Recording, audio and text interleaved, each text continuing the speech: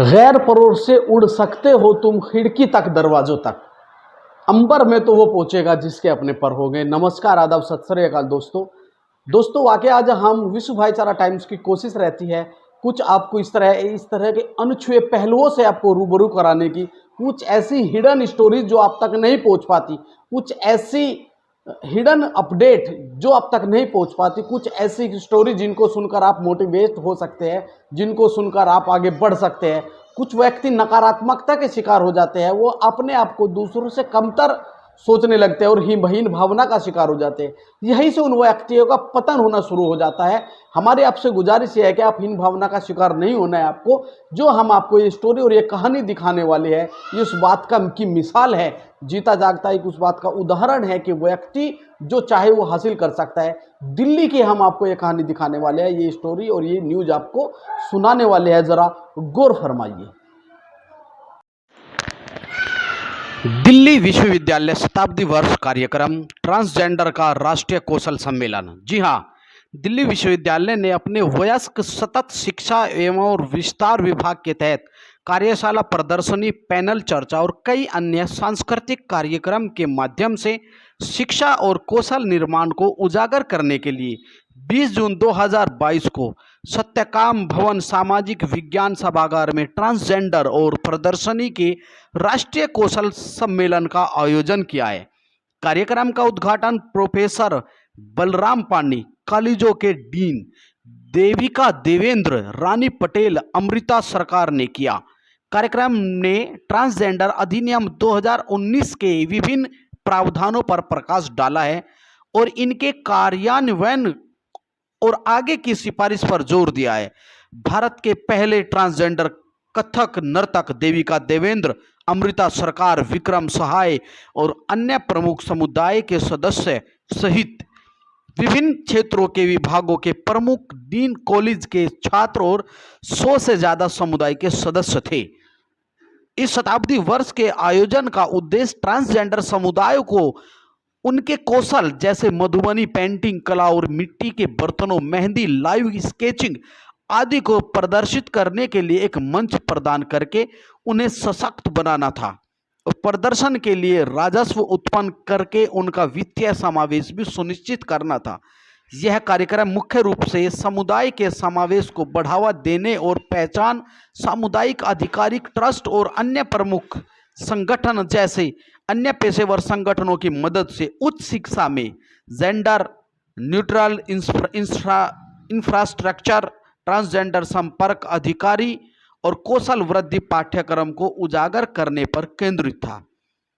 वयस्क सतत शिक्षा और विस्तार विभाग और दिल्ली विश्वविद्यालय इस उदार कार्यक्रम में भाग लेने वाले सभी गणमान्य व्यक्तियों, समुदाय के सदस्यों, गैर समुदायों एवं मीडिया कर्मियों के सदस्यों को तहे दिल से धन्यवाद देता है।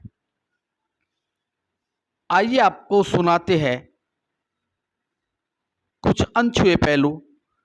हमारे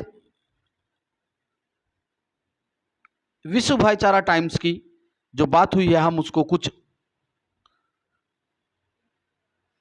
विश्व भाईचारा टाइम्स की जो बात हुई है, हम उस बात के कुछ अंश आपके सामने प्रस्तुत करते हैं।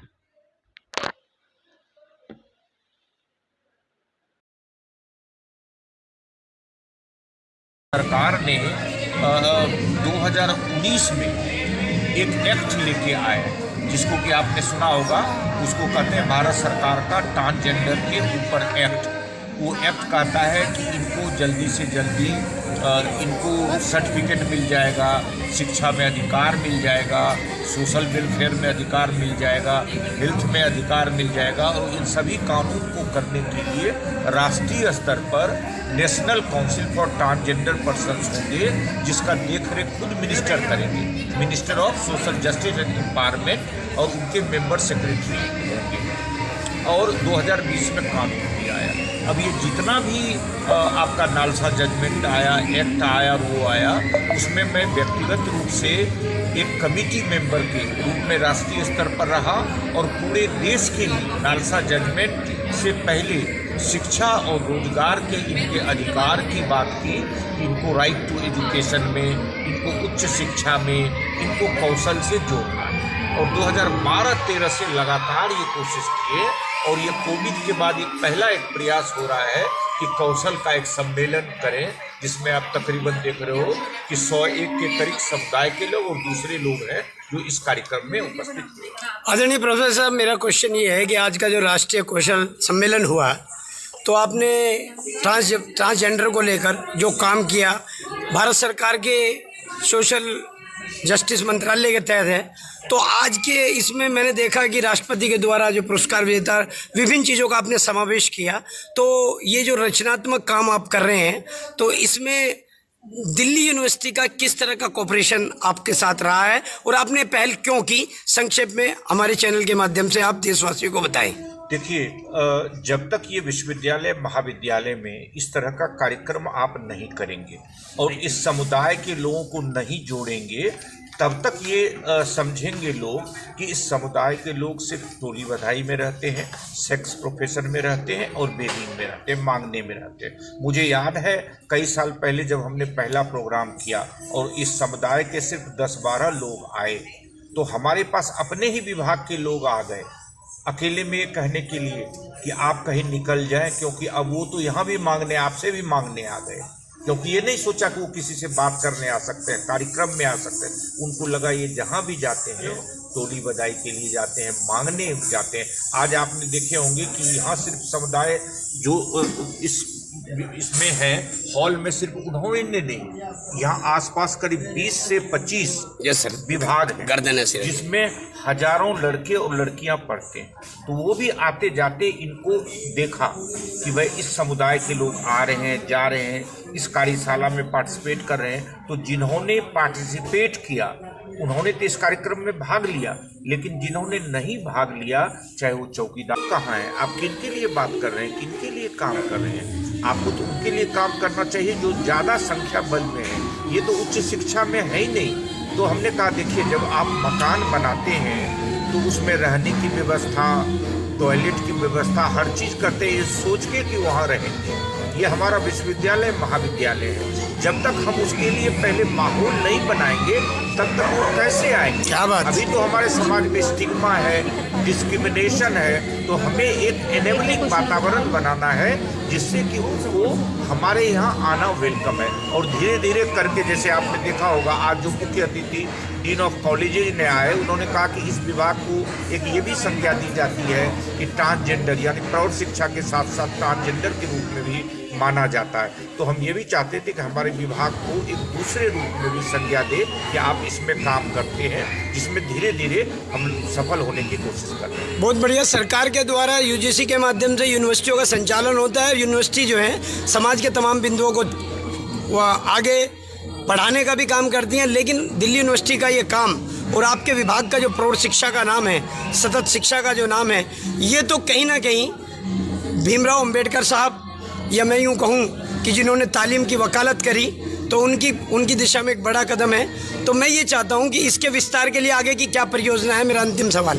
देखिए, जो हमारी आगे कोशिश है कि इनको, जो आप अभी देख रहे हैं कि कौशल का अभी भी हम लोग का आवाज़ इनके डांस ड्रामा का आ रहा है, इनके अंदर जो अलग अलग कला और कौशल है उसको ज़्यादा से ज़्यादा उभारना, उनको कौशल के लिए ट्रेनिंग देना, 2 दिन का, 4 दिन का, 15 दिन का, महीने दिन का, जिसके बाद ये रोजगार से जुड़ना है। और रोजगार से जुड़ना, उनको सम्मान से जुड़ना होगा। ये किसी के ऊपर डिपेंड नहीं होंगे, आर्थिक रूप से, सामाजिक रूप से ये अपने ऊपर निर्भर होंगे, अपना निर्णय ले पाएंगे। इसलिए एक कार्यक्रम में इस तरह के 100 कार्यक्रम करने होंगे, हजारों कार्यक्रम करने होंगे और धीरे धीरे इनको मुख्य धारा शिक्षा, रोजगार, स्वास्थ्य से जोड़ने की कवायद को पूरी करनी पड़ेगी। नमस्कार, अस्सलाम वालेकुम, सत श्री अकाल, जय हिंद। मेरे मुल्क के मालिकों, मैं इस समय भारत की राजधानी दिल्ली और दिल्ली में दिल्ली विश्वविद्यालय के अंदर प्रौढ़ सतत शिक्षा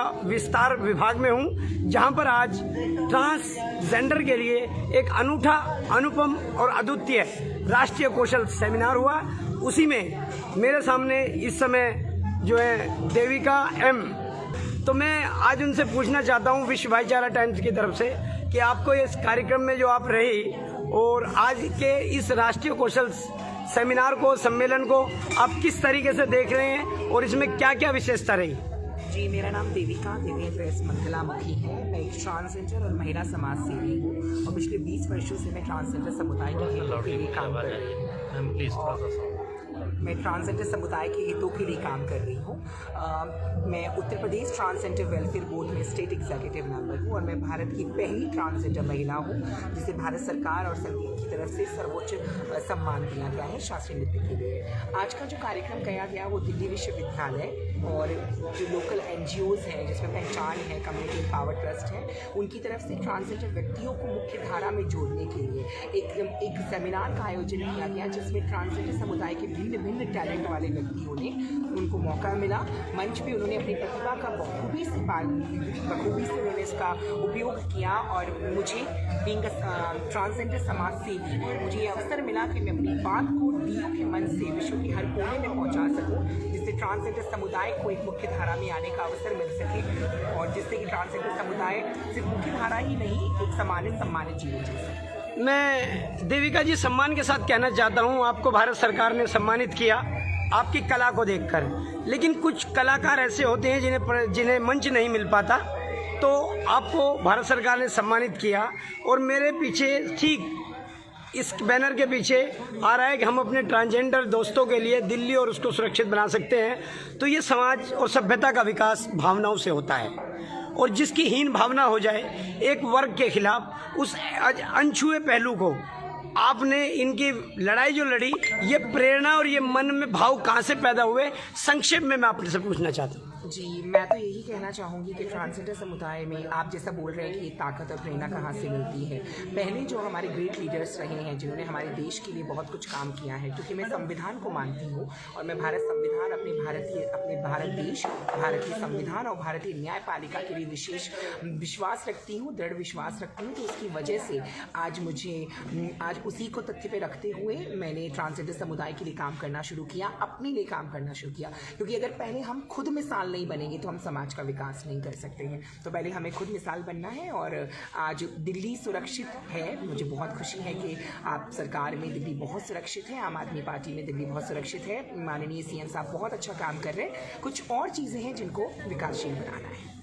देविका जी बहुत अच्छी बात कही, हर चीज़ की शुरुआत पहले कदम से होती है, सतत कार्य चल रहा है। आपने अपने वक्तव्य में, मैंने सेमिनार अटेंड किया, आपने एक बात कही कि संविधान के मुताबिक कुछ दलों को राज्यसभा के लिए कुछ लोग नामित करने थे और आपकी ये भावना थी कि अब आपकी तरफ से जो जैसा आपने बोला कि तृतीय लिंग की तो जरूरत है, अदर्स की तो जरूरत है, क्योंकि हम लोग भारत में आज 3 लिंग है, पुरुष, स्त्रीलिंग और जो हम जिसे अदर्स बोलते हैं या फिर हम तृतीय लिंगी बोलते हैं या उभय लिंगी व्यक्ति बोलते हैं। एक अम्ब्रेला टर्म है जिसमें भिन्न प्रकार के व्यक्ति आते हैं। पर मुझे लगता है कि मुझे कोई तमगा दे, ट्रांसजेंडर ID कार्ड बना के और मैं गले में लटका के डोलूँ, तो मुझे लगता है ये तो सिर्फ मेरे लिए खराब होगा। मैं आधार कार्ड में विश्वास करती हूँ, मैं पहचान पत्र में विश्वास करती हूँ, वो मेरे लिए पर्याप्त है और पासपोर्ट हमारे लिए बहुत पर्याप्त है। तो जैसे सभी पुरुषों और महिलाओं को अधिकार मिला है, वैसे हमें भी अधिकार मिलना चाहिए। बहुत बहुत शुक्रिया। और देविका जी, हमारे चैनल का नाम विश्व भाईचारा है, वसुदैव कुटुंबकम। क्या बात है। तो मैं जिसमें जीवों का विकास हो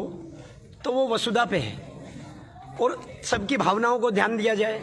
तो भावनाओं को लेकर हम विश्व भाईचारा टाइम्स की तरफ से हम आपका स्वागत भी करते हैं और मैं निवेदन भी करता हूं कि जो भी लोग इसको देख रहे हैं इसको ज़्यादा से ज़्यादा शेयर करें, क्योंकि हम अपनी मनोवृत्ति को पहले बना लेते हैं, अनछुए बिंदुओं को भूल जाते हैं। कुछ अनछुए बिंदुओं को प्रकाश में लाना विश्व भाईचारा टाइम्स की पहल है।